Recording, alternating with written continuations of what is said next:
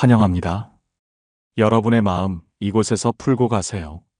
뉴욕대학교 연구팀은 60세 이상 성인 2,000명을 대상으로 헤어스타일이 외모 연령에 미치는 영향을 분석했습니다. 그 결과 부적절한 헤어스타일은 평균 7세에서 최대 12세까지 더 나이 들어 보이게 만들 수 있다는 충격적인 결과가 나왔습니다. 그렇다면 반대로 머리 하나만 제대로 바꿔도 10년은 젊어 보일 수 있다는 뜻이겠죠. 오늘 영상에서는 60세 이후에 하면 안 되는 헤어스타일 5가지와 20년 더 젊어 보이는 관리법까지 딱 정확하게 알려드립니다. 오늘 주제가 마음에 드신다면 구독과 좋아요 눌러주세요. 여러분의 마음을 안아주는 좋은 컨텐츠로 보답하겠습니다. 첫 번째, 칼단발은 오히려 나이를 더 부각시킬 수 있습니다. 61세 정연숙 씨는 항상 깔끔하고 단정한 스타일을 좋아하셨어요. 그래서 미용실에 갈 때마다 목선에서 일자로 딱 자르는 단발로 해주세요 라고 요청하셨죠. 처음엔 만족하셨습니다. 정리된 듯한 느낌, 어깨 위에서 반듯하게 떨어지는 라인이 왠지 모르게 자신 있어 보였거든요. 그런데 문제는 사진을 찍을 때마다 목주름과 턱 밑살만 자꾸 눈에 들어온다는 점이었어요. 머리는 세련됐는데 왜 내 얼굴은 더 늙어 보이지? 이유는 의외로 간단합니다. 머리카락의 선이 얼굴의 단점을 강조하는 액자가 되기 때문입니다. 이런 걸 심리학에서는 프레임 효과라고 부릅니다.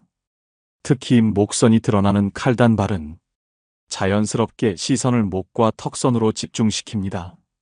그리고 그 결과 목주름, 이중턱, 피부 탄력 저하 같은 부분들이 더 도드라져 보이게 되는 거죠. 게다가 나이가 들수록 목 주변은 가장 먼저 탄력이 떨어지는 부위입니다. 그 부위를 정확히 잘라 강조해버리면 자연스럽게 나이까지 강조되는 셈이죠.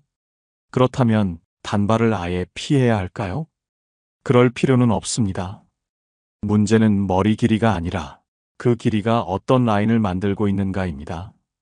예를 들어 앞머리는 턱선까지 살짝 내려오고 뒷머리는 목 중간에서 자연스럽게 떨어지는 A라인 단발은 턱선을 부드럽게 감싸면서 목선을 은은하게 가려주는 효과가 있어요. 또 하나, 끝을 안쪽으로 살짝 말아주는 C컬 스타일을 하면 목선의 뻣뻣함을 덜어주고 얼굴 전체가 한층 부드러워 보입니다. 정연숙 씨는 그 후로 자신에게 어울리는 곡선 단발로 스타일을 바꾸셨어요. 그리고 사람들 반응이 확 달라졌습니다.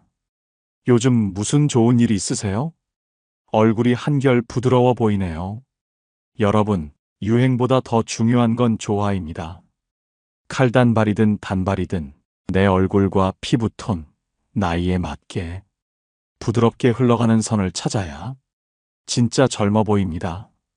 두 번째, 너무 검게 염색하면 오히려 주름이 더 도드라져 보입니다.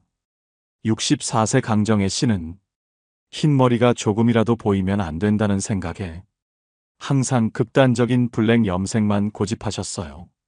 심지어 푸른빛이 도는 잉크블랙으로 매달 미용실을 찾으셨죠.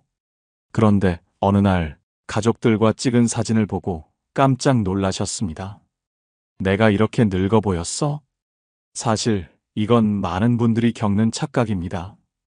검게 염색하면 젊어 보이겠지. 하지만 결과는 정반대입니다. 왜일까요? 첫째, 검은 머리와 칙칙해진 피부에 강한 대비 효과 때문에 주름과 잡티가 더 선명하게 드러나기 때문입니다. 둘째, 머리카락만 젊은 색이 되면 눈썹, 속눈썹, 피부톤과 어울리지 않아서 오히려 어색하고 부자연스러워 보입니다. 셋째, 검정색은 빛 반사율이 낮아서 머리카락에 볼륨감이 없어 보입니다. 특히 머리숱이 줄어드는 시기에는 전체적으로 축 처져 보이기 쉽죠. 그렇다면 어떻게 해야 할까요? 너무 어두운 색 대신 다크 브라운, 초콜릿 브라운 같은 부드러운 톤을 추천드립니다. 이렇게만 바꿔도 얼굴이 한결 화사해지고 주름도 덜 도드라져 보입니다. 게다가 흰머리가 자라나도 경계선이 덜 도드러져서 염색 주기를 더 길게 유지할 수 있어요. 무엇보다 자연스럽고 세련된 색감은 당신의 자신감을 되살립니다. 검게 감추는 것이 아니라 빛을 더해주는 방향으로 바꿔보세요. 세 번째, 과한 층은 오히려 머리숱이 더 없어 보이게 만듭니다. 63세 최윤자 씨는 미용실에 가서 이렇게 말하셨습니다. 머리숱이 너무 없어 보여서요. 좀 가볍게 층 많이 내주세요. 그 말에 디자이너는 층을 대폭 넣은 스타일을 만들어 드렸고 처음엔 가벼워진 느낌에 만족하셨습니다. 그런데 며칠 후 친구를 만나고 이런 말을 들으셨대요. 윤자 씨, 무슨 고민 있어 보여요? 머리가 왜 이렇게 푹 꺼져 보여요? 충격이었죠. 가볍고 볼륨감 있게 보이길 원했는데 오히려 더 초라하고 축 처져 보인다는 인상을 받게 된 겁니다. 왜 이런 일이 생길까요? 머리카락은 나이가 들수록 굵기가 줄고 밀도도 감소합니다. 실제로 대한피부과학회 조사에 따르면 60대 이상 여성은 젊었을 때보다 머리카락 직경이 평균 30% 이상 줄어드는 경우가 많다고 해요. 이런 상태에서 층을 많이 내버리면 어떻게 될까요? 윗머리는 납작하게 가라앉고 아랫머리는 가볍게 흩어져서 전체적으로 머리가 휑해 보이는 역효과가 납니다. 이걸 전문가들은 역볼륨 효과라고 부릅니다. 볼륨을 내려다 오히려 볼륨이 꺼져 보이게 만드는 실수죠. 특히 정수리 부분이 꺼져 보이면 얼굴까지 함께 축 처져 보이게 되고 전체 이미지가 피곤하고 나이 들어 보이는 인상으로 바뀝니다. 그렇다면 층을 아예 내지 말아야 할까요? 그렇진 않습니다. 핵심은 얼마나 넣느냐, 그리고 어디에 볼륨을 줄 것이냐입니다. 최윤자 씨도 이후에 스타일을 이렇게 바꾸셨어요. 층은 최소한으로 줄이고요. 정수리 볼륨만 살려주세요. 이 한마디로 전체 인상이 완전히 달라졌습니다. 미용실에 가실 때 이렇게 말씀해 보세요. 숱은 많아 보이고 싶고 볼륨은 정수리에만 살리고 싶어요. 디자이너는 그 말을 듣는 순간 어디에 손을 대야 할지 정확히 알게 됩니다. 또한 머리끝이 너무 얇아지지 않도록 아랫단을 도톰하게 정리하는 것도 숱 많아 보이게 만드는 중요한 팁입니다. 여러분, 가볍게 보이기 위해 덜어낸 층이 당신의 이미지까지 덜어낼 수 있습니다. 오히려 풍성한 정수리, 단정한 라인, 단단한 끝단이 당신을 훨씬 젊어 보이게 만들어줄 수 있습니다. 네 번째, 길고 무거운 생머리는 얼굴까지 함께 처져 보이게 만듭니다. 66세 김선희 씨는 젊은 시절 긴 생머리를 정말 좋아하셨어요. 검은색 긴 머리를 찰랑거리며 묶었던 모습이 자신에게 가장 어울리는 스타일이라고 생각하셨죠. 그래서 나이가 들어서도 나는 그냥 긴 생머리가 제일 낫더라 하며 똑같은 스타일을 고수하셨습니다. 하지만 어느 날 손녀가 휴대폰으로 찍어준 사진을 보고 가슴이 철렁하셨습니다. 왜 이렇게 얼굴이 늘어져 보이지? 사실 나이가 들면 머리카락은 자연스럽게 가늘어지고 숱도 줄어듭니다. 그런데 젊을 때처럼 무겁고 일자로 떨어지는 긴 생머리를 유지하면 그 무게 때문에 머리가 축 처져 보이고 결국 얼굴 윤곽까지 무너져 보이게 되는 거죠. 이걸 미용 전문가들은 처짐전이 현상이라고 부릅니다. 머리의 무게와 방향이 얼굴 분위기까지 영향을 미친다는 뜻입니다. 특히 층 없이 일자로 떨어지는 생머리는 팔자주름, 눈 밑 탄력 저하, 턱선 흐림 같은 중년의 얼굴 특징들을 고스란히 강조해버립니다. 그렇다면 긴 머리는 이제 그만둬야 할까요? 꼭 그렇진 않습니다. 포기할 게 아니라 조정해야 합니다. 김선희 씨도 그랬습니다. 긴 머리를 완전히 자르기엔 아쉬워하셨기 때문에 앞머리 쪽에 가볍게 층을 넣고 정수리 부분엔 볼륨 펌을 해드렸습니다. 그리고 그 결과 머리는 여전히 길지만 얼굴은 훨씬 생기 있어 보였고 전체 인상이 가볍고 활기차게 달라졌습니다. 여기서 핵심은 단 하나입니다. 나이 들어도 긴 머리는 가능하지만 그 무게만큼은 꼭 덜어내야 한다는 것.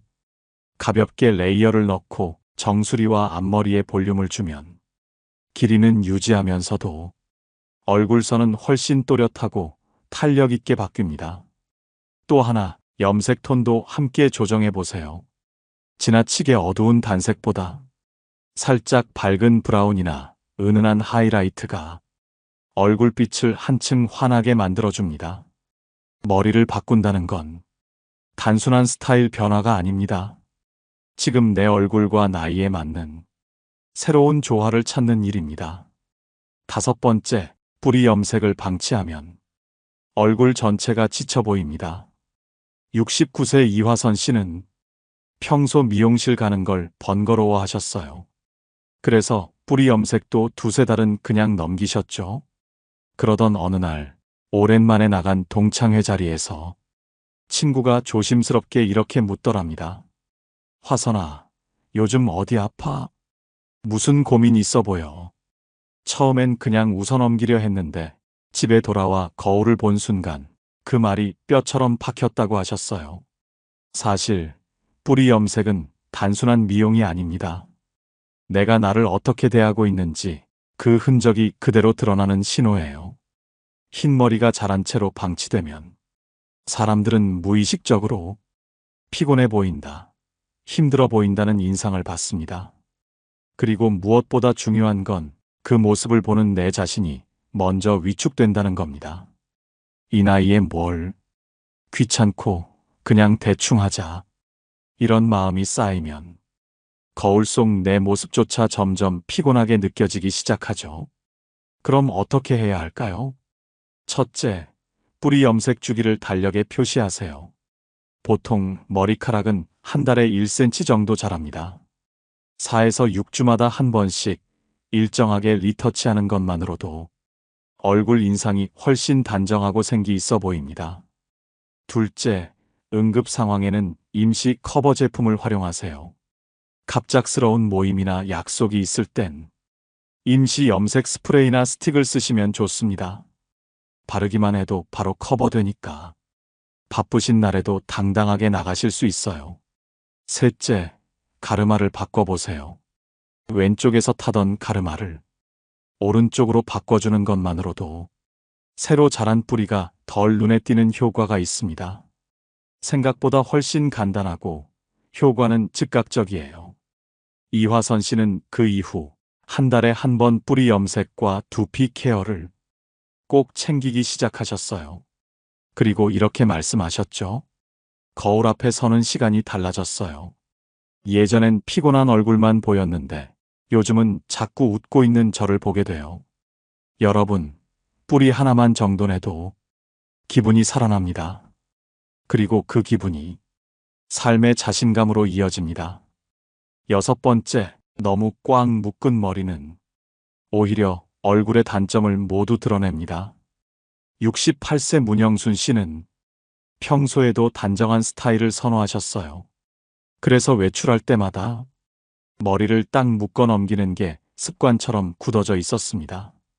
머리를 내리면 지저분해 보이고 묶으면 깔끔해 보여서요. 하지만 어느 날 딸이 무심코 한마디 했습니다. 엄마 머리 그렇게 묶으니까 얼굴이 더 피곤해 보여. 그 말을 듣고 거울을 보니 이마주름, 눈가 탄력, 심지어 헤어라인까지 온 얼굴이 낱낱이 드러나 있었던 거죠. 사실 단정하고 또렷해 보이고 싶어서 머리를 꽉 묶는 분들 많으신데요. 이게 오히려 주름, 탄력 저하, 피부 처짐을 강조하는 역효과를 줍니다. 왜일까요? 첫째, 머리를 뒤로 강하게 넘기면 피부가 당겨지는 듯 보이지만 실제로는 주름 방향이 더욱 선명하게 드러납니다. 이마, 눈가, 입가의 주름이 강조되는 구조가 되는 거죠. 둘째, 두피가 노출되면 헤어라인 후퇴, 두피 얇아짐, 새치 등이 더 눈에 띕니다. 특히 정수리나 M자 이마가 고민인 분들에겐 더 큰 단점이 됩니다. 셋째, 당긴 머리는 얼굴의 골격을 더 강조합니다. 광대, 턱선, 팔자주름까지 자연스레 시선이 얼굴 중심으로 몰리게 되죠. 그렇다면 묶는 머리는 이제 피해야 할까요? 그렇지 않습니다. 문제는 묶는 방식입니다. 꽉 묶는 대신 살짝 여유를 주고 볼륨을 살려서 묶는 낮은 번 헤어, 반묶음, 루즈한 포니테일 같은 스타일을 시도해 보세요. 앞머리나 옆머리를 살짝 내려주고 정수리 부분에 볼륨을 주면 단정하면서도 부드러운 인상을 유지할 수 있습니다. 문영순 시도 이후 꽉 묶던 머리 대신 볼륨감을 살리고 앞머리를 내린 스타일로 바꾸셨어요. 그랬더니 엄마, 요즘 얼굴이 훨씬 부드러워졌어요. 인상도 편안해졌네. 하는 말을 자주 들으셨다고 합니다. 여러분, 당겨서 감추려는 스타일보다는 흘러내려 감싸주는 스타일이 오히려 당신을 더 젊고 따뜻하게 보이게 합니다. 머리는 정리하는 것이 아니라 당신의 얼굴을 돋보이게 하는 액자라는 사실 꼭 기억해 주세요. 여러분, 지금까지 60대 이후에 절대 해선 안 되는 6가지 헤어스타일을 함께 살펴봤습니다. 혹시 들으시면서 이거 지금 내가 하고 있는 스타일인데 싶은 부분도 있으셨을 겁니다. 하지만 절대 늦지 않았습니다. 지금부터 바꾸면 머리 하나만으로도 여러분의 인상이 그리고 인생의 기운이 달라질 수 있습니다. 그래서 준비했습니다. 오늘 당장 바꿀 수 있는 실천 팁 5가지 하나씩 따라오시기만 하면 됩니다. 어렵지 않지만 효과는 생각보다 훨씬 큽니다. 첫 번째, 두피도 나이를 먹습니다. 이제는 두피 샴푸도 나이에 맞게 바꿔야 합니다. 60세 이후에는 두피의 유분기와 수분이 급격히 줄어들고 모낭 자체의 활동성도 떨어지게 됩니다. 피부처럼 두피도 건조하고 예민해지는 나이인 거죠. 하지만 여전히 젊은 사람들을 위한 강한 샴푸, 거품이 풍성한 클렌징 위주 제품을 쓰신다면 오히려 두피를 더 건조하게 만들고 모발 뿌리에 부담을 줄 수 있습니다. 이제는 자극을 줄이고 순환을 돕는 두피 전용 샴푸를 선택하세요. 특히 모낭 영양 강화, 저자극 보습, 두피 순환 촉진 기능이 포함된 시니어 전용 샴푸들이 요즘은 정말 잘 나옵니다. 아침에 거울 앞에 서서 머리가 힘없이 처진다는 느낌이 드셨다면 그건 단순히 스타일의 문제가 아니라 두피가 나에게 보내는 신호일 수 있습니다. 모발은 두피에서 시작되고 두피는 관리에서 시작됩니다.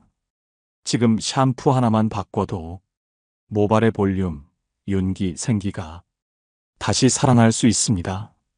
두 번째, 샴푸 전에 단 5분 두피를 마사지해 주세요. 많은 분들이 머리를 감을 때 단지 씻어내는 것에만 집중하십니다. 하지만 실제로 두피가 가장 필요로 하는 건 순환입니다.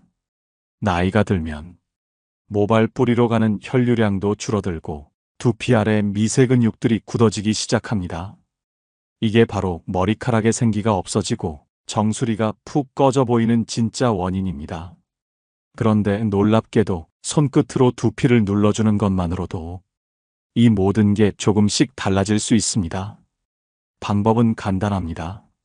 샴푸 전 손가락 끝을 이용해 정수리, 관자놀이, 뒤통수 중심을 지그시 눌러가며 원을 그리듯 움직여주세요. 특별한 도구 필요 없습니다. 단 5분, 텔레비전 보면서 해도 되고 욕실 들어가기 전에 잠깐만 해도 충분합니다. 이 짧은 시간이 모낭 주변의 혈류를 자극하고 두피의 온도를 높이고 모발이 자라기 좋은 뿌리 환경을 만들어줍니다. 실제로 두피 마사지를 꾸준히 하신 분들 중엔 머리숱이 다시 많아졌어요. 모발이 덜 빠지고 볼륨이 살아났어요. 라는 후기가 정말 많습니다. 작지만 강력한 습관. 하루 5분이면 당신의 두피가 살아납니다. 세 번째, 미용실은 단순히 머리를 자르는 곳이 아닙니다. 나를 돌보는 시간으로 바꿔보세요. 많은 분들이 미용실 가는 걸 귀찮은 일이라고 생각하십니다. 시간도 없고 돈도 아깝고 그냥 대충 묵지 뭐. 이런 생각 익숙하시죠? 하지만 실제로 정기적으로 미용실에 가는 분들과 그렇지 않은 분들 사이에는 외모뿐 아니라 자기 인식 자체에서 큰 차이가 납니다. 제가 상담해드린 고객분들 중에도 6에서 8주에 한 번씩 정기적으로 커트를 받고 염색하고 머리를 만지는 시간을 자기 회복 시간으로 여기는 분들은 눈빛부터 달랐습니다. 거울을 보며 나를 정리하고 머리카락 하나하나에 집중하면서 지금 이 순간 나는 괜찮다고 말해주는 시간. 그게 바로 미용실이 줄 수 있는 가장 큰 선물입니다. 60세 이후엔 특히 정기적인 루틴이 삶의 활력을 만들어줍니다. 6에서 8주 간격으로 미용실 일정을 휴대폰이나 달력에 미리 표시해 보세요. 이건 단순한 약속이 아니라 내가 나를 돌보겠다는 선언입니다. 염색이나 커트를 하지 않더라도 가볍게 스타일 점검만 해도 좋습니다. 전문가의 손길 하나에 표정이 바뀌고 걸음걸이도 달라집니다. 나를 단정하게 만드는 장소는 결국 내 마음도 정리해주는 공간이 됩니다. 네 번째, 염색은 감추는 게 아니라 조화시키는 것입니다. 흰머리가 보이면 왠지 모르게 불안해지고 늙어 보일까봐 바로 염색약부터 찾게 되는 경우 많으시죠? 그래서 많은 분들이 확실하게 덮자는 마음으로 검정색 혹은 아주 짙은 톤으로 염색을 하십니다.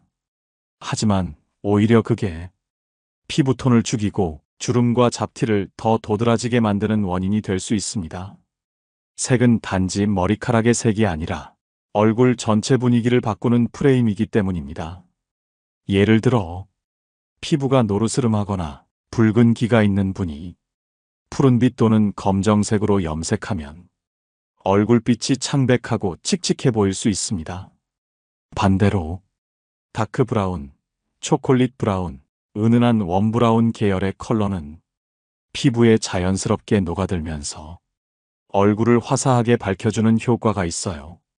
특히 흰머리가 자라나는 속도까지 고려했을 때 약간 밝은 톤일수록 경계선이 덜 도드라지고 염색 주기를 늘릴 수 있다는 장점도 있습니다. 염색의 목적은 흰머리를 감추는 것이 아니라 당신의 얼굴과 가장 잘 어울리는 톤을 찾는 것. 화장에서도 톤 조합이 중요한 것처럼 염색도 피부, 눈동자, 눈썹과의 조화를 섬세하게 맞추는 게 핵심입니다. 요즘은 전문가가 퍼스널 헤어 컬러 진단을 해주는 곳도 많고 셀프 염색약도 다양한 톤으로 나와 있으니 무조건 검정이 아니라 나에게 맞는 색을 찾는 것부터 시작해 보세요. 여러분의 얼굴빛이 바뀌면 여러분의 표정도 기분도 함께 밝아질 수 있습니다. 다섯 번째, 머리는 단순한 스타일이 아니라 삶의 태도를 보여주는 메시지입니다. 많은 분들이 이렇게 말씀하십니다. 이 나이에 뭘 굳이? 이제는 그냥 편하게 살고 싶어요. 그 마음 충분히 이해됩니다. 하지만 이상하게도 머리 손질을 멈추고 미용실 가는 걸 미루기 시작하면 마음도 함께 무너지는 경우가 많습니다. 사실 머리카락은 다른 누구보다도 내 자신이 매일 마주하는 부분입니다. 매일 아침 거울 앞에서 보게 되는 내 상태를 가장 먼저 말해주는 신호이기도 하죠. 흰머리를 감춘다고 젊어지는 게 아니라 어떤 표정으로 머리를 넘기느냐, 어떤 마음으로 나를 가꾸느냐에 따라 그 사람이 풍기는 분위기는 전혀 달라질 수 있습니다.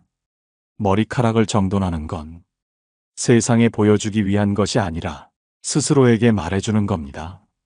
나는 아직 나를 아끼고 있다. 나는 오늘도 나를 정성껏 살피고 있다. 이렇게 하루를 시작하는 사람의 표정은 결국 주변 사람들에게도 따뜻하게 전해지게 됩니다. 스타일은 겉모습이 아니라 지금 어떤 삶을 살고 있는지, 앞으로 어떤 모습을 살고 싶은지를 말해주는 작은 표현입니다.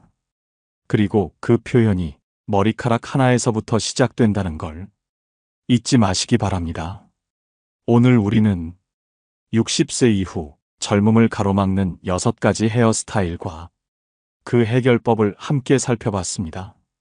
그리고 나이를 가릴 수 있는 기적 같은 비법이 따로 있는 게 아니라 작은 습관과 선택에서 출발한다는 사실도 다시 한번 확인하셨을 겁니다. 염색은 감추는 것이 아니라 조화입니다. 머리는 가꾸는 것이 아니라 살아있는 메시지입니다.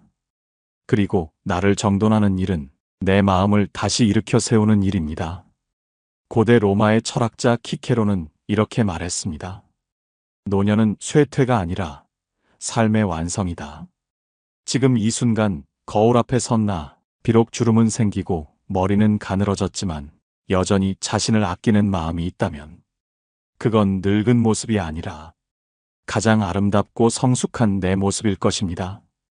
여러분, 머리카락 하나 바뀌었을 뿐인데 마음이 환해지고 걸음걸이까지 달라졌다는 분들 정말 많으셨습니다. 오늘 이 영상이 여러분의 삶에 그런 변화의 씨앗이 되었으면 좋겠습니다. 나이는 숫자일 뿐입니다. 진짜 젊음은 오늘을 돌보려는 그 마음 안에 있습니다. 여러분, 오늘 하루도 스스로를 아끼고 예쁘게 가꾸며 보내시길 바랍니다. 오늘 영상을 보며 여러분은 어떤 생각이 드셨나요? 여러분의 경험과 생각을 댓글로 나눠주세요. 여러분의 이야기가 누군가에게 큰 위로와 깨달음이 될 것입니다. 오늘도 끝까지 시청해주신 여러분께 깊은 감사를 드립니다. 오늘 영상이 도움이 되셨다면 소중한 분들께 공유해 주시고 구독과 좋아요로 저를 응원해 주세요. 여러분과의 소중한 연결이 저에게 큰 힘이 됩니다. 오늘도 행복한 하루 되세요. 이상으로 마음 풀고 가세요 였습니다. 환영합니다. 여러분의 마음 이곳에서 풀고 가세요. 내가 평생 모은 돈, 과연 내 노후를 지켜줄 수 있을까? 지금부터라도 뭘 준비해야 자식 눈치 안 보고 살 수 있을까? 사람들은 노후는 마음 먹기 나름이라고 쉽게 말합니다. 하지만 그 마음을 지켜주는 건 결국 매달 통장에 들어오는 생활비입니다. 여러분, 2024년 기준으로 60대 이상, 은퇴 후에 필요한 생활비는 300만 원을 넘습니다. 평균 수명이 85세까지 이어진다고 하면 퇴직 후 35년을 버텨야 합니다. 그런데 현실은 300만 원도 빠듯하다는 말이 여기저기서 들려오지 않으신가요? 사실 이건 단순한 느낌이 아닙니다. 현실적으로 국민연금의 평균 수령액은 66만 원 수준에 불과합니다. 결국 나머지 230만 원을 매달 어디서 어떻게 메울지를 고민해야 한다는 이야기죠. 어떤 분은 이제 와서 뭘 더 준비하겠냐며 한숨을 쉬시고, 또 어떤 분은 이 나이에 뭘 새로 시작하냐라며 억울해 하시기도 합니다. 하지만 여러분, 늦었다고 생각될 때가 오히려 가장 빠른 출발점이 될 수 있습니다. 오늘은 여러분의 노후 35년을 위해 300만 원 생활비를 현실적으로 만드는 방법을 함께 나누려 합니다. 지금부터 20분 동안 아주 구체적이고 현실적인 방법을 함께 나눌 겁니다. 오늘 주제가 마음에 드신다면 구독과 좋아요 눌러주세요. 여러분의 마음을 안아주는 좋은 컨텐츠로 보답하겠습니다. 여러분, 그런데 말입니다. 이렇게 마음으로 준비를 다짐해도 막상 손에 쥔 돈을 어떻게 써야 할지 막막할 때가 있습니다. 내가 가진 자산이 어떤 상태인지부터 점검해야 하는 이유죠. 퇴직금이 평균적으로 1억에서 2억 정도 된다고 합니다. 큰 돈처럼 느껴지지만 앞으로 30년, 40년을 버텨야 할 종잣돈이라는 걸 생각하면 마음이 편치 않은 분들도 많으실 겁니다. 그런데 현실을 보면 우리 자산의 70% 이상이 집 한 채에 묶여 있죠. 매달 생활비를 주지 않는 자산에만 모든 것을 걸어둔 채로 말이죠. 언제, 어디에, 어떻게 써야 할지 이 고민이 사실 우리를 더 답답하게 만들고 있지 않으신가요? 여러분, 여기서부터 시작입니다. 지금부터라도 내 돈의 현주소를 정확히 살펴보는 게 첫걸음입니다. 부동산에만 의지할 게 아니라 이 돈을 나눠서 생활비를 만들어낼 방법을 차근차근 찾아가야 합니다. 이제 여러분의 돈이 잠자고 있는 자산이 아니라 노후의 든든한 생활비가 되도록 함께 그 해답을 찾아가겠습니다. 이제 문제는 딱 하나로 좁혀집니다. 내가 매달 쓸 수 있는 300만 원, 어디서 어떻게 만들어낼 것인가? 여기서부터가 오늘의 핵심입니다. 많은 분들이 퇴직금이나 부동산을 쥐고 계셔도 정작 매달 들어오는 생활비는 한숨 쉴 정도로 부족하다는 얘기 정말 많이 들려옵니다. 그래서 오늘은 노후 소득의 4대 파이프라인부터 차근차근 다시 짚어보겠습니다. 여기서 답을 찾을 수 있을 테니까요. 노후 소득의 4대 축은 국민연금, 퇴직연금, 임대소득, 그리고 개인연금입니다.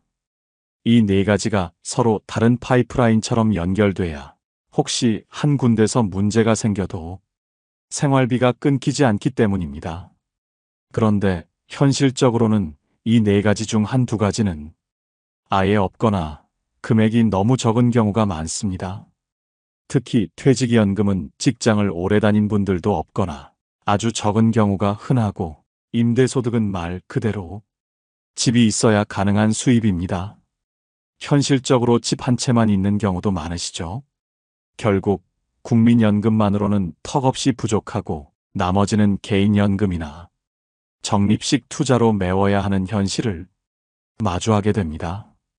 그래서 오늘 영상에서는 이 4대 축을 어떻게 채워갈 수 있을지, 특히 개인연금 안에서 어떤 선택지가 있고 왜 달러로 받는 개인연금이 요즘 같은 시대에는 특히 주목받는지까지 아주 구체적이고 현실적인 방법을 함께 풀어드리려 합니다.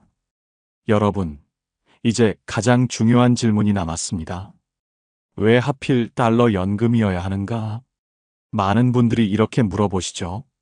달러는 전 세계에서 가장 안전한 기축통화입니다.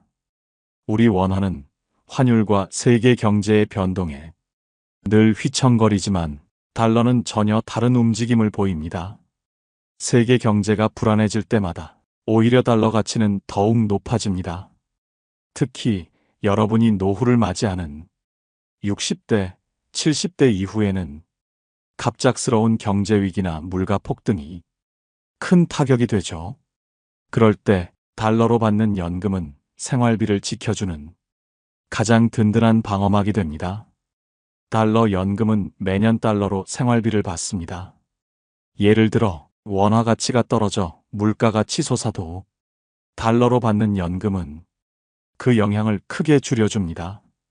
이처럼 달러 연금은 단순한 연금 이상의 의미를 가집니다. 물가 방어, 환율 방어, 그리고 무엇보다도 노후에 안정된 생활비를 만들어주는 든든한 기반이 됩니다. 여기까지가 큰 그림이라면 이제부터는 달러 연금의 핵심을 하나씩 살펴보겠습니다. 여러분이 실제로 어떤 상품을 선택하고 어떤 장점을 누릴 수 있는지 더 이상 어렵다고 느끼지 않도록 아주 쉽게 풀어드리겠습니다. 바로 달러 연금의 5가지 핵심, 지금부터 하나씩 함께 보시죠. 먼저 첫 번째, 여러분이 원화로 넣은 돈이 달러로 적립되고 달러로 연금이 나온다는 점입니다. 원화 환산 기능이라고 부르는데 이게 왜 중요할까요? 우리나라 원화 가치는 솔직히 세계 경제의 큰 파도에 따라 늘 출렁거립니다. 그런데도 매달 달러로 생활비를 받게 되면 그 가치가 훨씬 안정적으로 지켜지죠. 물가가 오르고 원화 가치가 떨어져도 달러로 받으면 생활비가 무너지지 않는 겁니다. 두 번째는 1억 원까지 비과세 혜택입니다. 여러분, 연금을 받으면서 세금까지 떼어가면 참 억울하지 않으시겠어요? 노후에 가장 중요한 건 내가 쓸 수 있는 실제 금액입니다. 달러 연금 상품 중에는 이자 소득세나 배당 소득세 없이 1억 원까지 비과세가 되는 경우가 있습니다. 소득이 많은 분들은 특히 금융소득 종합과세 걱정도 덜 수 있고 실제로 손에 쥐는 생활비가 더 많아지는 거죠. 이건 단순한 달러 환산이 아니라 노후 생활비를 지키는 아주 중요한 디테일입니다. 세 번째는 확정금리 보장입니다. 요즘은 금리 흐름이 예측하기 어려운 상황이죠. 조금씩 낮아질 수도 있고 반대로 언제든 다시 오를 수도 있는 게 현실입니다.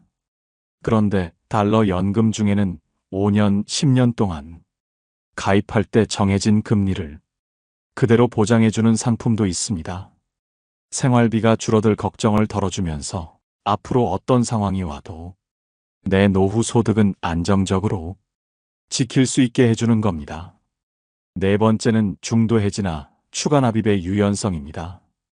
여러분, 돈이란 게 언제나 예상대로만 굴러가진 않죠.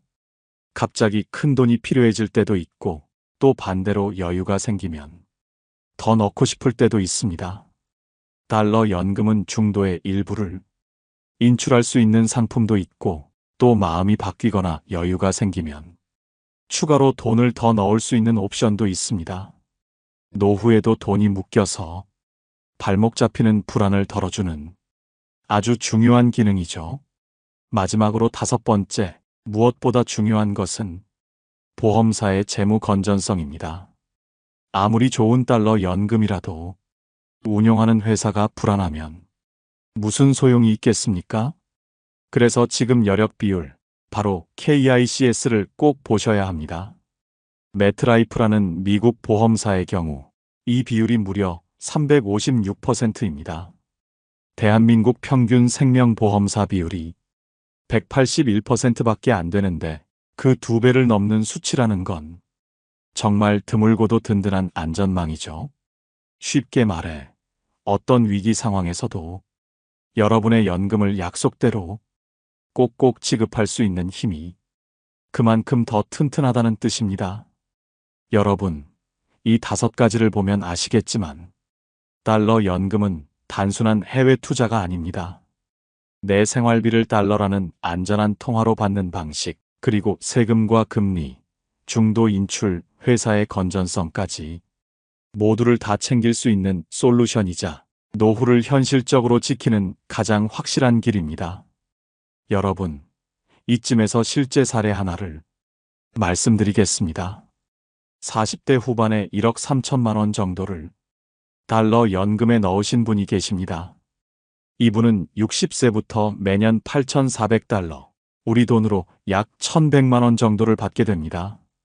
이걸 월로 계산해보면 딱 90만 원 가까운 돈이 매달 통장에 꽂히는 셈이죠. 여러분, 이 90만 원이 바로 내 노후 생활비를 든든하게 지켜주는 달러 연금의 힘입니다. 이렇게 현실적인 숫자로 확인하니까 어떤 분들은 생각보다 든든하네 하고 마음이 놓이실 겁니다. 또 어떤 분들은 내 퇴직금으로도 충분히 가능하겠다 하고 자신감을 가지시기도 하죠. 사실 퇴직금이나 모아둔 돈으로 이 정도 현금 흐름을 매달 만들어낸다는 게 예적금으로는 결코 쉽지 않은 일입니다. 그러니까 지금부터라도 이렇게 달러 연금이 주는 현실적이고 꾸준한 생활비를 하나의 옵션으로 꼭 기억해 두시면 좋겠습니다. 여러분, 이제 이런 생각이 드실 겁니다. 좋아, 달러 연금의 힘도 알았고 실제로 받는 사례도 봤다. 그런데 이걸 어디서 어떻게 시작할 수 있는지 그게 궁금하다 하고 말이죠. 사실 이게 가장 중요한 질문입니다.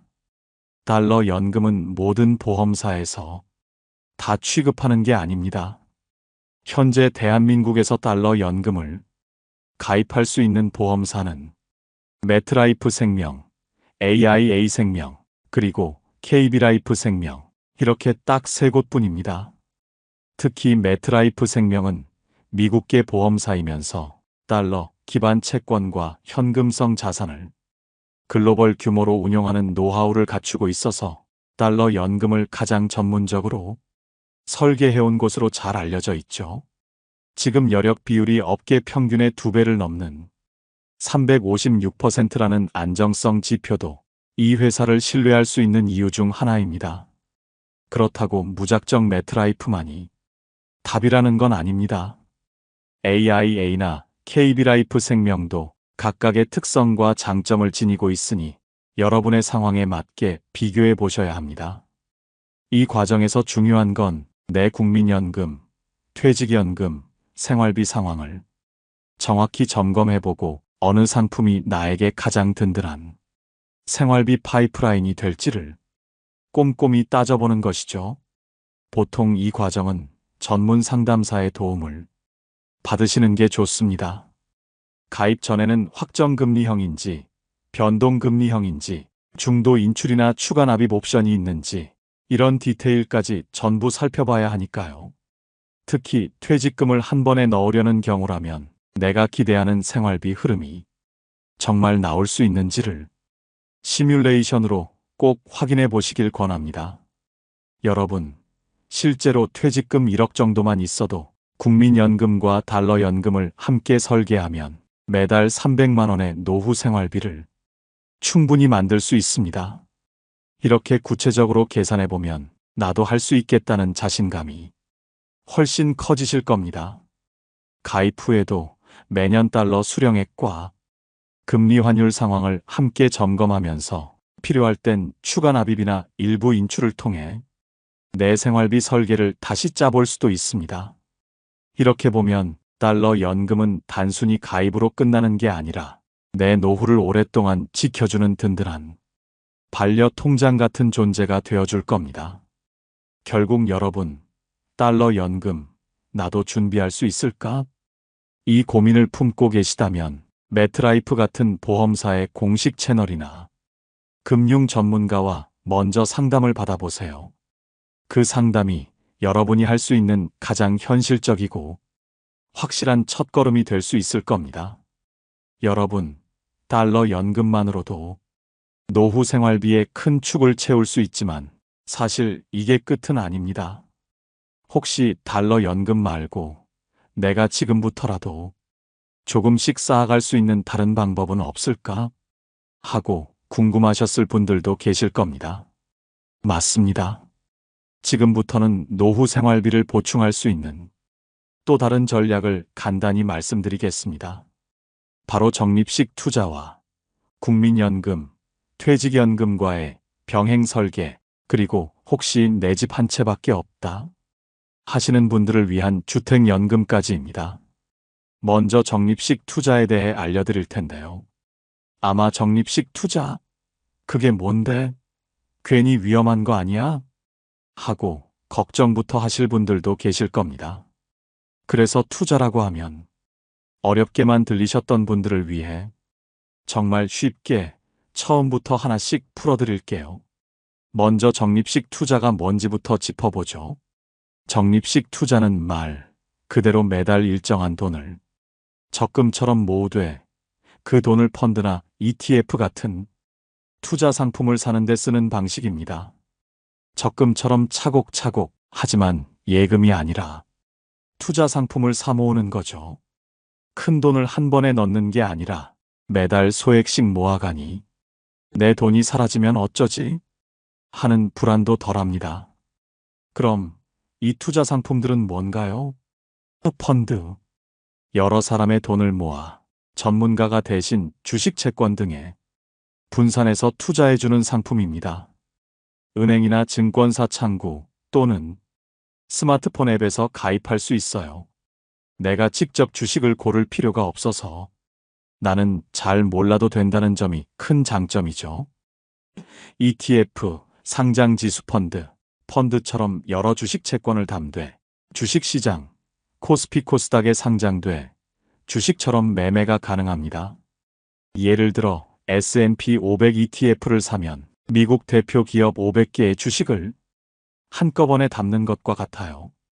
스마트폰 앱으로도 매수 매도가 가능하니 훨씬 자유롭습니다. 가입 방법도 정말 간단합니다.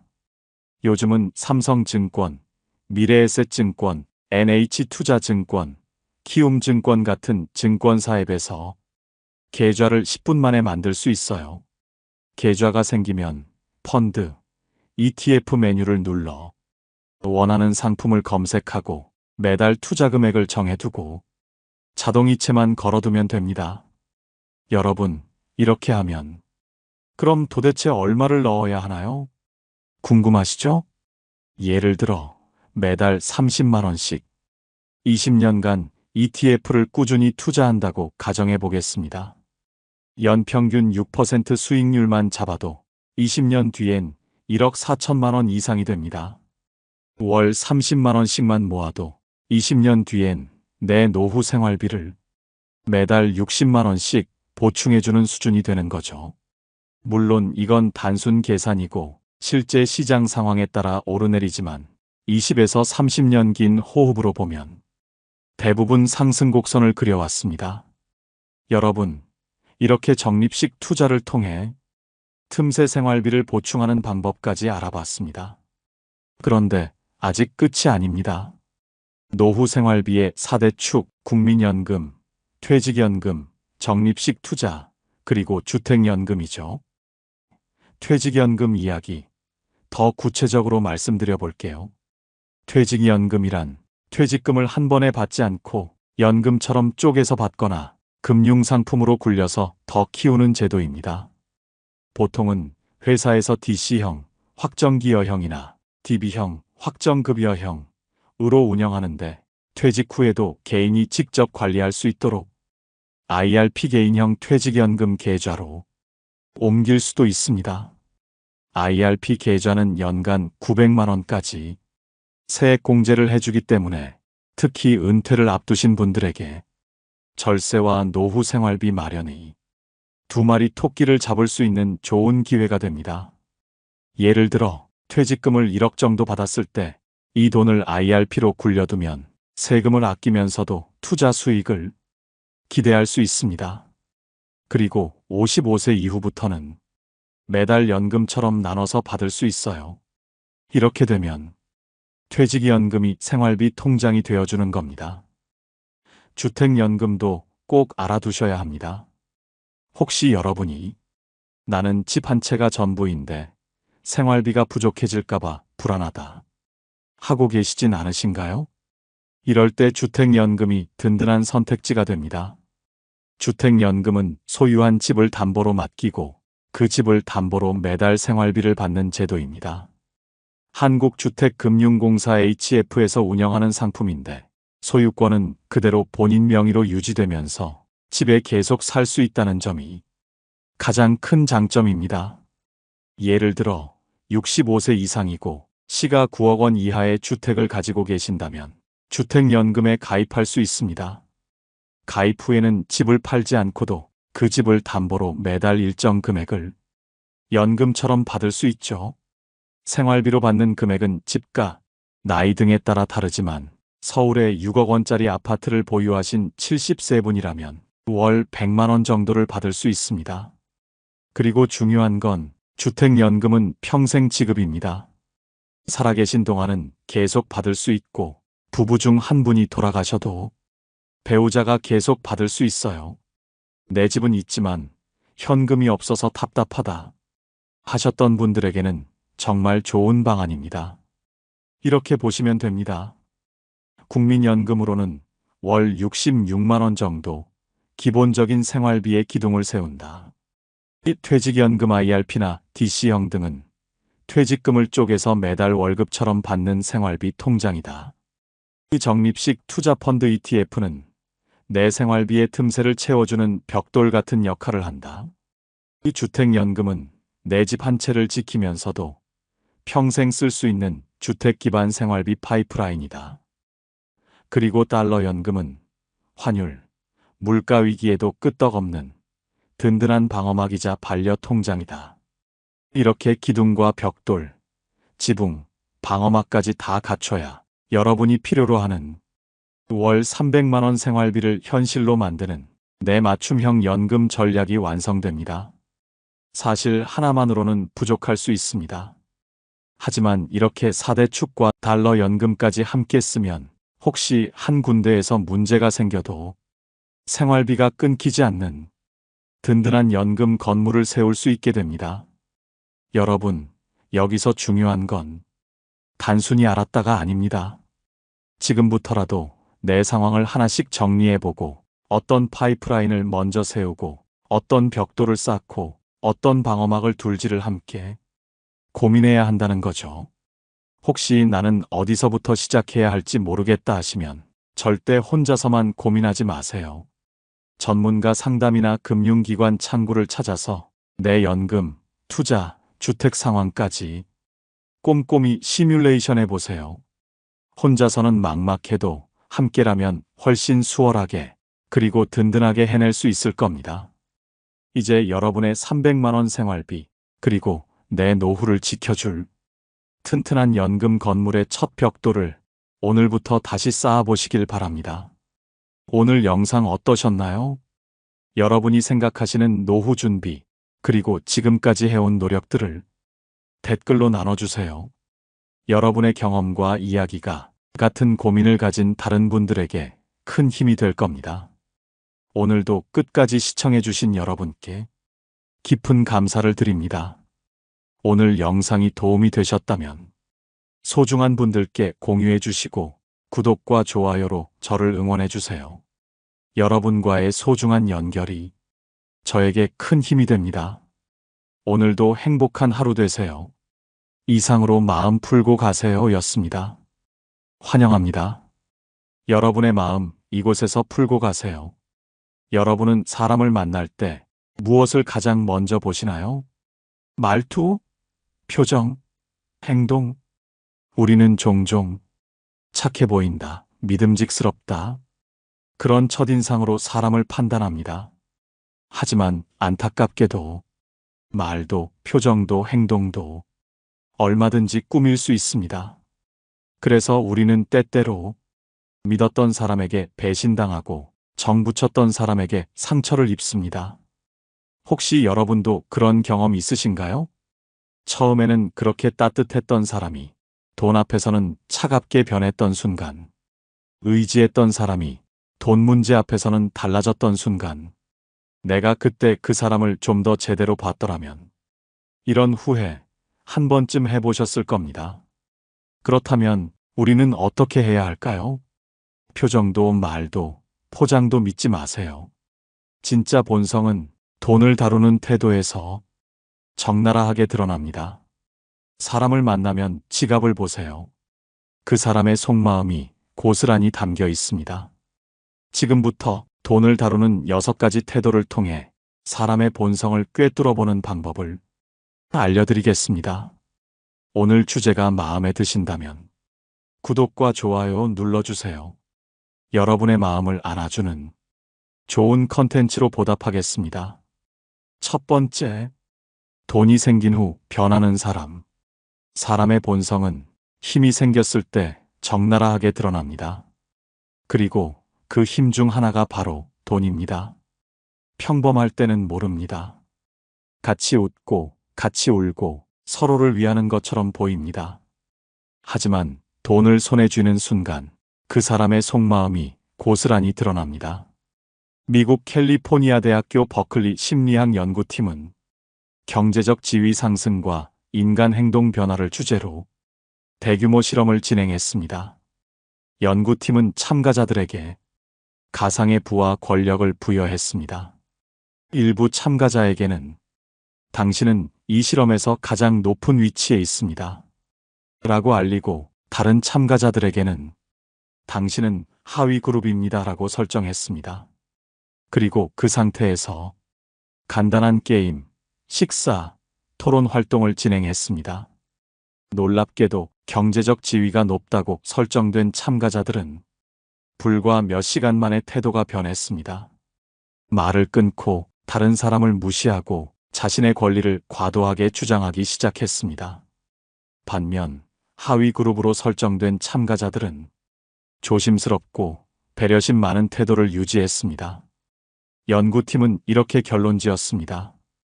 돈과 권력은 인간을 부패시키는 것이 아니라 인간의 본성을 가차없이 드러나게 한다. 다시 말해, 본래부터 이기적이었던 사람은 돈을 손에 쥐는 순간 그 본색을 숨기지 못한다는 것입니다. 처음에는 착해 보였던 사람, 같이 어려움을 나누던 사람, 그 사람이 돈을 갖게 된 후 갑자기 달라진 모습을 보인다면 그건 새로 변한 게 아닙니다. 그 사람 안에 이미 있던 본성이 이제야 드러난 것뿐입니다. 독일 철학자 프리드리히 니체는 말했습니다. 권력은 인간을 타락시키지 않는다. 권력은 인간을 드러낼 뿐이다. 돈도 마찬가지입니다. 돈이 생긴 후 변하는 사람은 사실 변한 게 아니라 본래의 모습을 숨기지 않게 된 것입니다. 처음에는 소박하고 겸손해 보였던 사람. 돈을 조금 가지자 말투가 바뀌고 태도가 변하고 사람을 가려 만나기 시작합니다.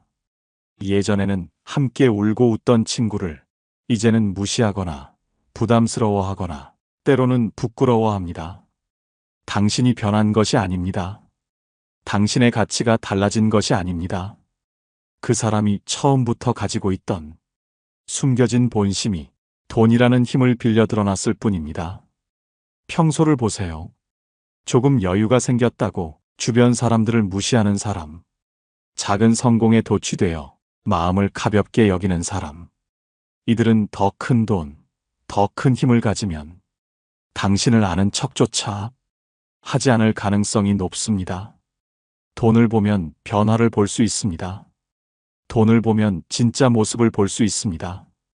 이것이 돈을 통해 본성을 알아보는 첫 번째 신호입니다.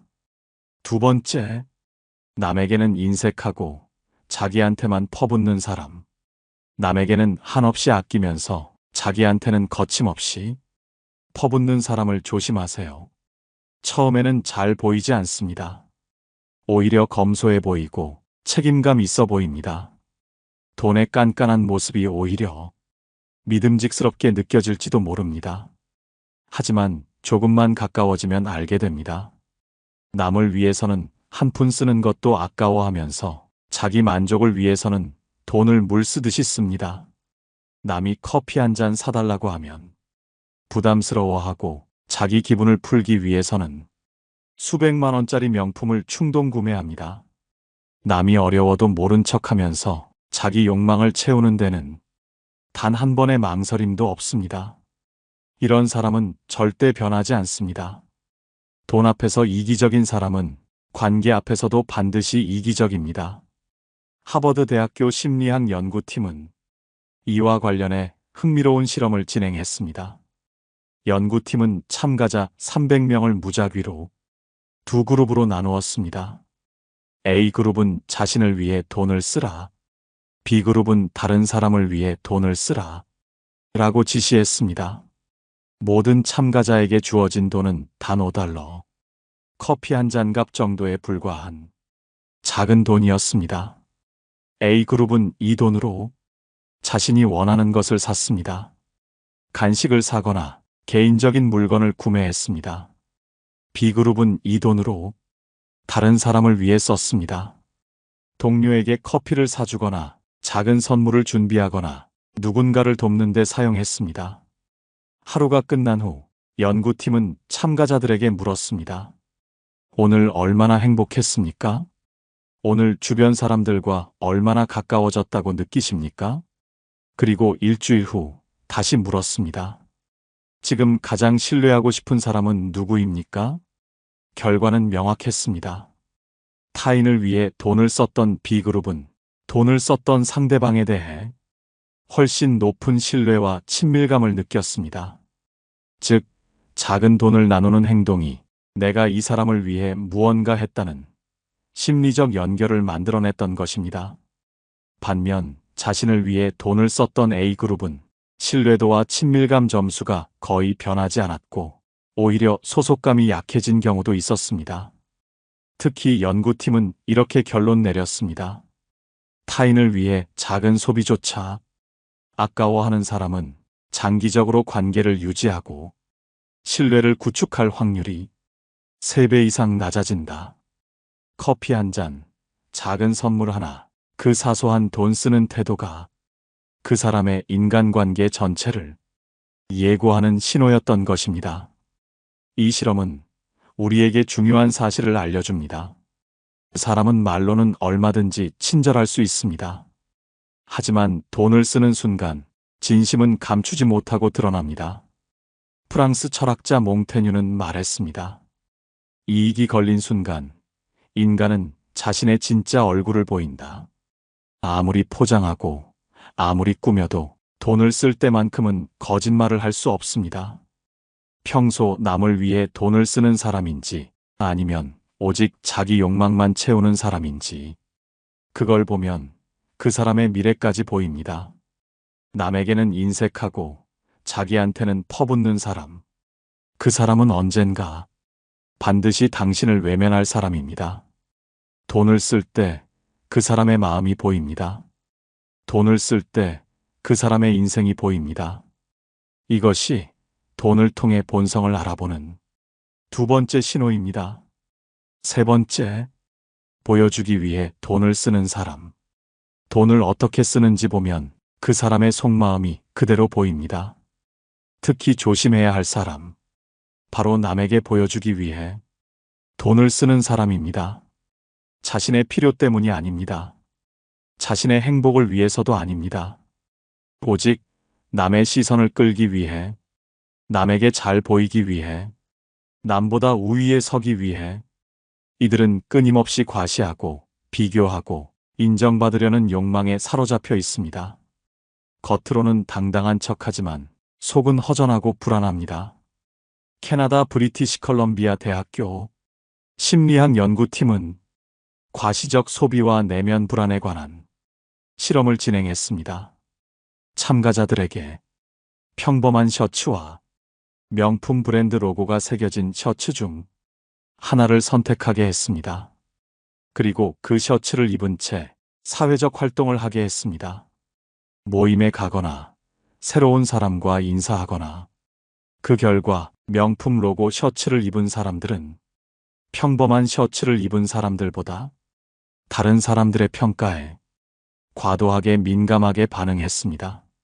칭찬을 받으면 과하게 기뻐하고 무관심에는 불안해하며 움츠러들었습니다. 연구팀은 결론 지었습니다. 과시성 소비는 자존감을 높여주지 않는다. 오히려 타인의 시선에 휘둘리게 만들고 자신을 불안과 비교에 더 깊게 빠뜨린다. 남에게 보이기 위해 돈을 쓰는 사람은 절대 당신을 있는 그대로 존중하지 않습니다. 당신이 어떤 사람인지보다 당신이 세상에 어떻게 보이는지에만 관심을 가집니다. 당신의 진심이 아니라 당신의 위치, 외모, 배경을 따지기 시작합니다. 그들에게 중요한 건 누구와 있느냐가 아니라 누구와 있는 걸 남들이 어떻게 보느냐입니다. 프랑스 철학자 몽테스키웨는 말했습니다. 자신의 가치를 과시하는 사람은 그 가치를 가장 두려워하는 사람이다. 자신을 끊임없이 포장해야만 존재를 인정받을 수 있다고 믿는 사람. 이런 사람과 함께하면 당신도 모르게 비교하고 불안해하고 자신을 의심하게 됩니다. 처음에는 화려함에 끌릴 수 있습니다. 높은 곳에 데려다주는 듯한 착각이 들 수 있습니다. 하지만 시간이 지날수록 알게 됩니다. 당신은 그 사람에게 함께 성장할 동료가 아니라 자신을 더 빛내줄 배경 중 하나였다는 것을. 평소를 잘 보세요. 필요하지도 않은 물건을 사면서 남에게 과시하려는 사람. 브랜드, 가격, 스펙만 자랑하는 사람. 이들은 결국 관계 속에서도 진심보다 외형을 따집니다. 당신이 힘들어질 때, 더 이상 돋보이지 않는다고 생각할 때 그들은 당신 곁을 떠날 것입니다. 돈을 보면 욕망이 보입니다. 돈을 보면 두려움이 보입니다. 이것이 돈을 통해 본성을 알아보는 세 번째 신호입니다. 네 번째, 돈을 빌리고는 갚지 않는 사람. 사람을 볼 때 가장 조심해야 할 순간이 있습니다. 바로 돈이 오가는 순간입니다. 처음에는 아무렇지 않습니다. 급해서 그런데 이번에만 좀 빌려줄 수 있어? 다음 주에 바로 갚을게. 그 말만 들으면 믿고 싶습니다. 오랫동안 알던 사이일수록 더 쉽게 마음을 열게 됩니다. 하지만 그 다음이 문제입니다. 시간이 지나도 아무 소식이 없습니다. 기억하지 못하는 척, 바쁘다는 핑계, 상황이 어려워서 조금만 더 기다려달라는 부탁. 그리고 결국 연락이 끊깁니다. 돈을 빌리고 갚지 않는 사람은 돈뿐만 아니라 신뢰도 함께 가져가 버립니다. 그 사람은 돈이 필요했던 것이 아니라 당신의 신뢰를 가볍게 여겼던 것입니다. 미국 펜실베이니아 대학 심리학 연구팀은 채무 행동과 인간관계 붕괴에 관한 대규모 조사를 진행했습니다. 연구팀은 천쌍의 친구, 동료, 가족 관계를 추적 조사했습니다. 돈을 빌려주고 그 돈이 제때 갚이지 않은 경우 그 이후의 관계 변화를 분석했습니다. 결과는 충격적이었습니다. 돈을 빌려주고 갚지 못한 경우 93%가 1년 이내에 관계가 끊겼습니다. 단순한 어색함이 아니라 서로에 대한 실망, 분노, 그리고 무너진 신뢰가 관계를 완전히 무너뜨렸던 것입니다. 심지어 연구팀은 이렇게 경고했습니다. 돈을 빌리고 갚지 않는 사람은 타인의 신뢰를 사소하게 취급하는 경향이 높다. 이들은 약속, 책임, 인간관계의 무게를 가볍게 본다. 돈을 빌린다는 건 단순한 돈 문제가 아닙니다. 그 순간 상대방의 신뢰를 함께 빌리는 것입니다. 그리고 약속을 지키지 않는다는 건 그 신뢰를 짓밟는 것입니다. 독일 철학자 쇼펜하우어는 말했습니다. 신뢰는 한 번 깨지면 다시는 원래의 모습을 되찾지 못한다. 돈을 갚지 않는다는 건 당신과 맺은 약속을 아무렇지 않게 무너뜨리는 것이고, 그건 곧 관계의 끝을 의미합니다. 초반에는 핑계를 댈 수도 있습니다. 요즘 사정이 안 좋아서 조금만 더 기다려줘. 하지만 기억하세요. 진짜 신뢰를 아끼는 사람은 설령 힘들어도 어떻게든 약속을 지키려고 합니다. 돈을 빌리고 갚지 않는 사람은 관계도 쉽게 빚지고 쉽게 끊어버리는 사람입니다. 처음부터 약속을 가볍게 여기는 사람인지 끝까지 책임지려는 사람인지 그 차이는 돈을 빌리는 순간 드러납니다. 평소 작은 돈 거래를 소홀히 하는 사람은 언젠가 더 큰 순간에도 당신을 가볍게 여길 가능성이 높습니다. 돈을 빌려달라고 부탁할 때의 표정이 아니라 그 후에 보이는 행동을 보세요. 그 사람의 진짜 인격은 돈을 빌리고 난 뒤 드러납니다. 이것이 돈을 통해 본성을 알아보는 네 번째 신호입니다. 다섯 번째, 돈을 대하는 태도가 일관되지 않는 사람. 돈을 쓰는 모습은 그 사람의 마음을 비추는 거울입니다. 그리고 가장 조심해야 할 신호 중 하나가 바로 돈을 대하는 태도가 상황 따라, 사람 따라 달라지는 모습입니다. 강자 앞에서는 쿨하게 지갑을 열고 약자 앞에서는 한없이 인색해집니다. 존경하는 사람 앞에서는 큰 돈을 쓰고 평범한 사람 앞에서는 푼돈조차 아까워합니다. 자신보다 높은 사람 앞에서는 통 크게 베푸는 척하면서 자신보다 약한 사람 앞에서는 꼼꼼하게 계산합니다. 이런 사람은 돈을 기준으로 사람을 서열화합니다. 그리고 관계에서도 언제나 누가 나보다 높은가, 누가 나보다 낮은가 를 따집니다. 처음에는 매너 좋고 세련돼 보일 수 있습니다. 하지만 가까워질수록 알게 됩니다. 그들의 돈은 사람을 존중하는 게 아니라 서열을 구분하는 데 쓰이고 있다는 것을 심리학자 폴 핑크스는 사회심리학 연구에서 밝혔습니다. 자신의 사회적 지위를 과도하게 의식하는 사람은 대상에 따라 친절과 존중을 선택적으로 베푼다. 폴 핑크스는 흥미로운 실험을 진행했습니다. 참가자들에게 두 명의 인물을 소개했습니다. 하나는 성공한 CEO, 하나는 평범한 노동자였습니다. 그리고 이들에게 기부를 요청했습니다. 기부액은 자유롭게 정할 수 있었습니다. 놀랍게도 대부분의 참가자들은 성공한 CEO에게 더 많은 기부를 하고 싶어 했고, 평범한 노동자에게는 훨씬 적은 금액을 기부하려 했습니다.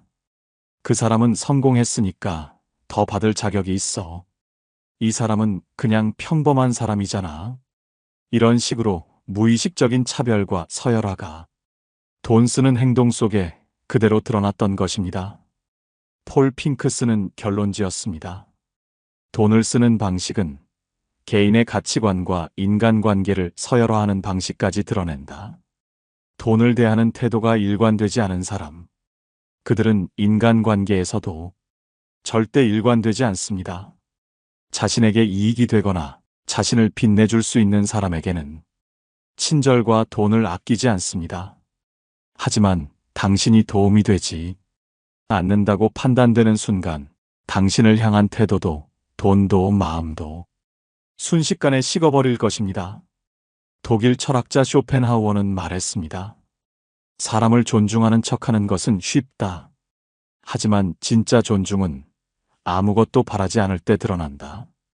돈을 쓸 때 상대의 지위나 가치에 따라 태도가 달라지는 사람은 결국 당신의 상황이 바뀌는 순간 가차없이 등을 돌릴 사람입니다. 평소를 보세요. 높은 사람 앞에서는 호탕한 척, 낮은 사람 앞에서는 인색한 사람. 존경하는 사람에게는 통 크게 베풀면서 자신보다 약한 사람에게는 푼돈도 아까워하는 사람. 이들은 돈을 통해 인간을 평가합니다. 그리고 그 눈으로 당신을 바라볼 것입니다. 돈을 보면 존중이 보입니다. 돈을 보면 마음의 높낮이가 보입니다. 이것이 돈을 통해 본성을 알아보는 5번째 신호입니다. 6번째, 지갑을 보면 본성이 보인다. 사람은 말로 자신을 꾸밀 수 있습니다. 표정도 얼마든지 연기할 수 있습니다. 하지만 지갑은 거짓말을 하지 않습니다. 지갑 속에는 그 사람의 삶의 방식, 돈을 대하는 태도, 타인을 대하는 자세까지 모두 담겨 있습니다. 미국 스탠퍼드 대학교 심리학 연구팀은 개인의 물건과 성격 특성에 관한 실험을 진행했습니다. 참가자들에게 타인의 지갑을 5분 동안 관찰하게 한 뒤 그 지갑 주인의 성격과 생활 습관을 추측하게 했습니다. 그리고 실제 그 사람이 성격 검사 결과와 비교했습니다. 결과는 놀라웠습니다. 단 5분 지갑 하나만 보고 추측한 내용이 실제 성격 분석 결과와 80% 이상 일치했습니다. 정리된 지갑을 가진 사람은 계획적이고 신중한 성향을 보였고, 어수선하고 지저분한 지갑을 가진 사람은 충동적이고 책임감이 낮은 경향이 있었습니다. 지갑에 쓸데없는 영수증이 가득한 사람은 결정을 미루고 감정적 소비를 자주 했으며, 지갑에 필요한 것만 단정히 정리한 사람은 재정 관리뿐 아니라 인간관계에서도 책임감을 중시했습니다. 스탠퍼드 연구팀은 이렇게 결론 내렸습니다. 개인이 늘 가까이 두는 물건에는 그 사람의 성격과 무의식이 고스란히 담긴다. 지갑은 단순한 돈 지갑이 아닙니다.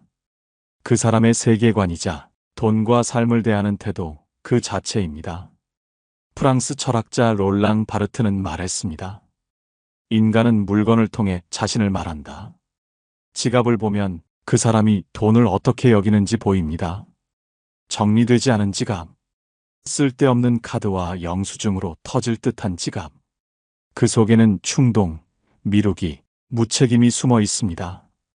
반대로 필요한 것만 깔끔히 정리된 지갑, 카드, 현금, 영수증이 질서 있게 정돈된 지갑. 그 안에는 신중함, 계획성, 그리고 타인을 배려하는 마음까지 담겨 있습니다. 지갑은 평소 말보다 솔직합니다. 지갑은 포장할 수 없습니다. 만약 누군가를 진짜 알고 싶다면 그 사람의 지갑을 한번 보세요. 돈을 보면 마음이 보입니다. 지갑을 보면 인생이 보입니다.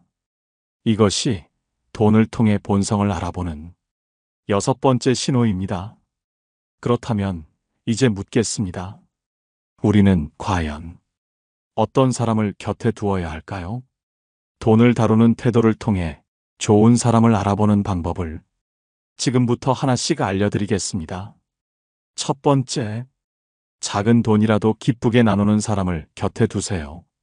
우리는 흔히 큰 돈을 쓰는 사람을 후하게 봅니다. 하지만 진짜 중요한 건 큰 돈이 아니라 작은 돈을 쓸 때의 태도입니다. 커피 한 잔, 작은 간식, 택시비 몇천 원. 그 사소한 순간에 기꺼이 함께 나누려는 사람. 그런 사람은 돈보다 마음을 아끼는 사람입니다. 샌디에이고 주립대 심리학 연구팀은 작은 베품과 인간관계 지속성에 대한 실험을 진행했습니다. 참가자들에게 단순한 선택을 주었습니다. $10를 혼자 쓸 것인가, 아니면 누군가와 함께 나눌 것인가. 그리고 6개월 뒤 그들이 여전히 연락을 주고받는 비율을 조사했습니다. 결과는 놀라웠습니다. 혼자 쓴 사람들은 6개월 후 관계 유지 비율이 20%도 되지 않았습니다. 반면 작은 돈을 나눈 사람들은 72%가 꾸준히 연락하며 서로 도움을 주고받고 있었습니다. 연구팀은 이렇게 결론지었습니다. 베풀문 관계의 생존율을 3배 이상 높인다. 프랑스 철학자 사르트르는 말했습니다. 사랑은 말로 약속하는 것이 아니라 행동으로 증명하는 것이다. 작은 돈을 나누는 태도, 그 안에는 신뢰, 존중, 배려가 함께 들어 있습니다. 큰 선물을 기대할 필요 없습니다. 커피 한 잔을 기꺼이 내어주는 사람, 밥 한 끼를 즐겁게 나누는 사람. 그런 사람 곁에 있을 때 당신의 삶도 훨씬 따뜻해질 것입니다. 작은 돈 앞에서 드러나는 마음. 그 마음을 보고 사람을 선택하세요. 이것이 곁에 두어야 할 사람을 알아보는 첫 번째 기준입니다. 두 번째, 필요할 때는 과감히 쓸 줄 아는 사람을 곁에 두세요. 돈을 모으는 것도 중요합니다. 하지만 돈을 쓸 줄 아는 것은 그 사람의 마음을 보여주는 더 중요한 신호입니다. 특히 정말 소중한 순간, 누군가를 도와야 할 때, 가족을 위해 투자해야 할 때, 함께 추억을 쌓아야 할 때, 그 순간에 망설임 없이 돈을 쓰는 사람. 그런 사람은 당신의 시간과 마음도 가볍게 여기지 않을 사람입니다. 미국 프린스턴 대학교 심리학 연구팀은 자원 투입과 관계 헌신도에 관한 실험을 진행했습니다. 참가자들에게 가상 상황을 주었습니다. 당신이 아끼는 친구가 중요한 일을 함께 하고 싶어 한다. 당신은 어느 정도의 시간과 비용을 기꺼이 투자할 것인가? 그리고 나서 6개월 뒤 참가자들의 실제 인간관계 변화를 추적했습니다. 결과는 명확했습니다. 필요할 때 시간과 비용을 아끼지 않았던 사람들은 6개월 후에도 깊은 신뢰와 지속적인 관계를 유지했습니다. 반면 사소한 돈과 시간을 아끼려 했던 사람들은 관계가 소원해지고 결국 70% 이상이 멀어졌습니다. 연구팀은 이렇게 결론지었습니다. 필요할 때 과감하게 자원을 쓰는 태도는 그 사람의 관계 헌신도를 예측하는 가장 강력한 신호다. 프랑스 철학자 파스칼은 말했습니다.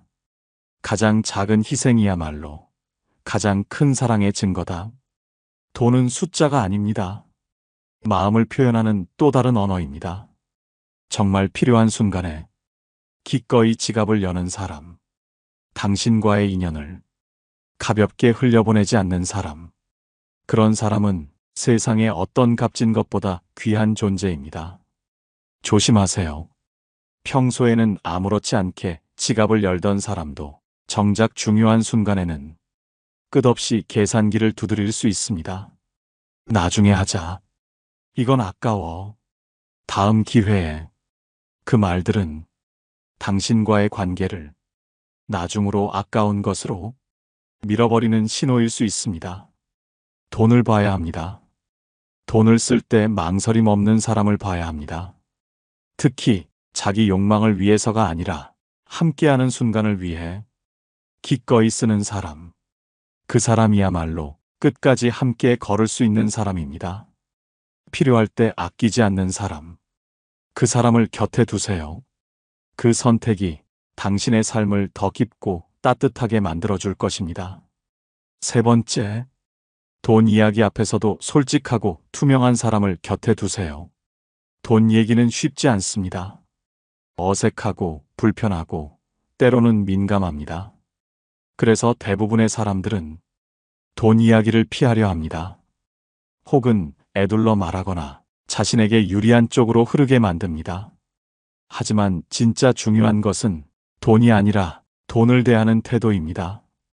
돈 앞에서 솔직하지 못한 사람은 언젠가 관계에서도 중요한 순간에 침묵하거나 변명하거나 거짓말을 합니다. 미국 컬럼비아 대학교 심리학 연구팀은 경제적 대화와 인간관계 신뢰도에 대한 실험을 진행했습니다. 연구팀은 300쌍의 친구, 동료, 연인 관계를 조사했습니다. 그리고 이들에게 돈과 관련된 상황을 주었습니다. 함께 비용을 분담할 때 솔직하게 의견을 말하는가? 서로의 경제 상황을 숨기지 않고 공유하는가? 그리고 1년 후 관계 유지 상태를 추적했습니다. 결과는 분명했습니다. 돈 이야기 앞에서도 자신의 상황을 솔직하게 털어놓고 의견을 숨기지 않은 그룹은 1년 후 85%가 관계를 지속하고 있었습니다. 반면 돈 이야기를 피하거나 속이거나 상대를 배려하지 않았던 그룹은 절반 이상이 관계가 단절되었습니다. 연구팀은 이렇게 결론지었습니다. 돈에 대해 투명하게 소통하는 능력은 관계의 생존율을 결정짓는 핵심 요소다. 독일 철학자 칸트는 말했습니다. 진실은 때로 불편하지만 침묵보다는 낫다. 돈 앞에서 솔직하지 못한 사람은 당신과의 관계에서도 가장 중요한 순간에 당신을 불편하게 만들 것입니다. 조심해야 합니다. 처음에는 부드럽게 넘어가는 것 같지만 나중에는 작은 오해가 쌓이고 그 오해는 결국 신뢰를 무너뜨립니다. 반대로 처음부터 돈 문제를 솔직하게 꺼내는 사람. 조심스럽지만 분명하게 자신의 입장을 말하는 사람. 그런 사람은 당신과의 관계에서도 책임을 지고 신뢰를 쌓아가는 사람입니다. 작은 금액이라도 이건 내가 낼게. 이번엔 내가 도울게. 이건 나한테 조금 어려워. 이렇게 솔직하게 말할 수 있는 사람. 그 사람을 곁에 두세요. 돈을 대하는 태도는 관계를 대하는 태도입니다. 솔직함은 관계를 살리고 숨김은 관계를 죽입니다. 돈 앞에서 거짓이 없는 사람. 그 사람이야말로 당신의 인생에서 오래도록 빛나는 인연이 될 것입니다. 우리는 남을 볼 때 돈을 다루는 태도를 통해 그 사람의 마음을 읽습니다. 하지만 남을 바라보기 전에 한 가지 질문을 스스로에게 던져야 합니다. 나는 돈 앞에서 어떤 사람인가? 작은 돈을 나눌 줄 아는가? 필요할 때 아끼지 않는가? 솔직하고 투명한가? 돈은 숫자가 아닙니다. 돈은 마음을 비추는 거울입니다. 좋은 사람을 곁에 두고 싶다면 먼저 내가 좋은 사람이 되어야 합니다. 프랑스 철학자 몽테뉴는 말했습니다. 우리는 남의 마음을 읽으려 하지만 정작 자신의 마음은 잊는다. 남을 보려면 나부터 보세요. 그리고 천천히 조금 더 따뜻한 마음을 가진 사람이 되어 가세요. 그 여정 끝에는 당신과 같은 사람을 당신의 곁에 둘 수 있을 것입니다. 오늘 영상을 보며 여러분은 어떤 생각이 드셨나요? 여러분의 경험과 생각을 댓글로 나눠주세요. 여러분의 이야기가 누군가에게 큰 위로와 깨달음이 될 것입니다. 오늘도 끝까지 시청해주신 여러분께 깊은 감사를 드립니다. 오늘 영상이 도움이 되셨다면 소중한 분들께 공유해 주시고 구독과 좋아요로 저를 응원해주세요. 여러분과의 소중한 연결이 저에게 큰 힘이 됩니다. 오늘도 행복한 하루 되세요. 이상으로 마음 풀고 가세요 였습니다.